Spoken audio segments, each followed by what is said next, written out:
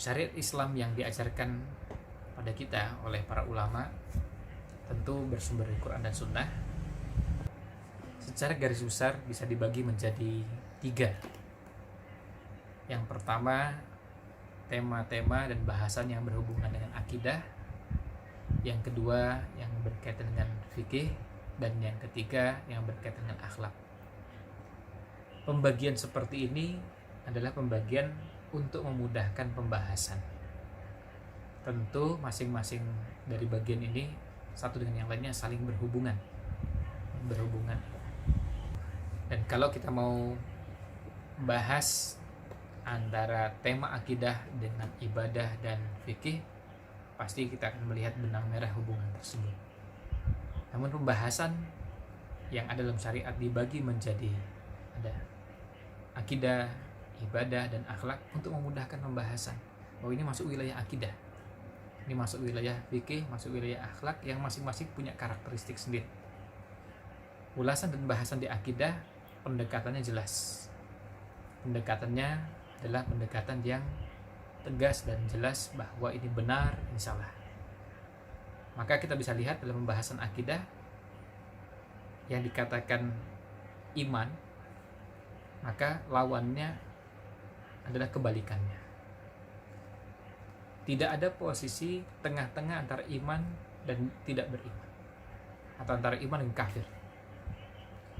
Antara iman dengan kufur tidak ada posisi tengah-tengah. Maka dalam bahasan akidah, bagi orang yang tidak memahami karakteristiknya, kadang-kadang salah memahami, mengira bahwa akidah itu saklek, lalu kemudian beranggapan bahwa syariat Islam semuanya begitu. Syariat Islam ini ada yang memang karakternya seperti akidah. Orang sering mengistilahkan hitam putih. Memang dalam akidah tidak mengenal ada selain hitam dan putih. Misalnya dalam bahasan iman dan kufur, pernahkah kita mengenal ada orang yang disifati sebagai orang yang beriman tetapi agak kafir, atau orang kafir yang disifati agak beriman? Berbeda dengan kalau kita masuk ke bahasan akhlak, kita bisa mengatakan orang ini agak sabar, orang ini sangat sabar, orang ini berbeda sekali karakteristiknya. Pada bahasan akhlak, kita bisa menemukan pembahasan itu. Pembahasan ada orang sangat sabar, orang yang kurang sabar, orang yang agak sabar.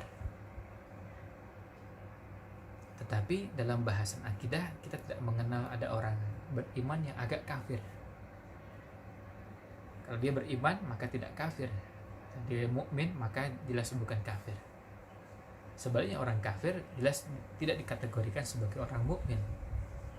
Nah, inilah perlunya kita memahami bahwa karakteristik bahasan dalam syariat Islam yang dibagi menjadi 3 atau mau dibagi berapapun, pembagian tersebut adalah untuk memudahkan pembahasan supaya kita bisa memahami keseluruhan syariat Islam ini secara utuh dan memahami sesuai dengan karakteristiknya. Demikian pula bahasan fikih dan bahasan akhlak. Karena di bahasan fikih kita akan bertemu dengan bahasan-bahasan yang dengan sifat yang berbeda antara satu dengan yang lain. Misalnya pada fikih ibadah, kaidah yang berlaku al-aslu fil ibadat, hukum asalnya pada semua jenis ibadah adalah tahrim, haram.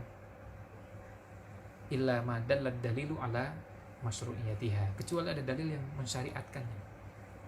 Maka tidak mungkin kita mengerjakan sholat, pokoknya yang penting sholat, kan sholat baik.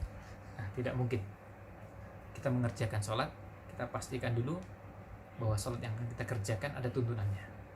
Sholat apa? Qobliyah, ba'diyah, sholat duha, atau secara garis besar bisa dibagi menjadi 2, sholat wajib dan sholat sunnah. Sholat sunnah ragamnya banyaknya luar biasa. Nah, masing-masing kita pahami dengan karakteristik yang ada pada bagian-bagian tersebut. Dengan cara inilah kita bisa terbantu untuk bisa memahami syariat ini dengan benar. Jadi keutuhan syariat dipahami, tapi juga karakteristik masing-masing syariat. Nah, pada fikih ibadah dengan karakteristik yang seperti itu berbeda dengan fikih muamalah. Fikih muamalah hukum asalnya mubah sampai ada dalil yang mengharamkan.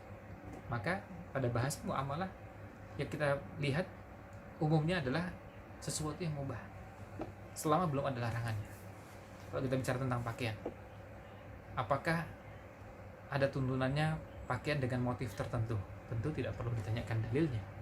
Yang ditanyakan adalah apakah ada larangannya.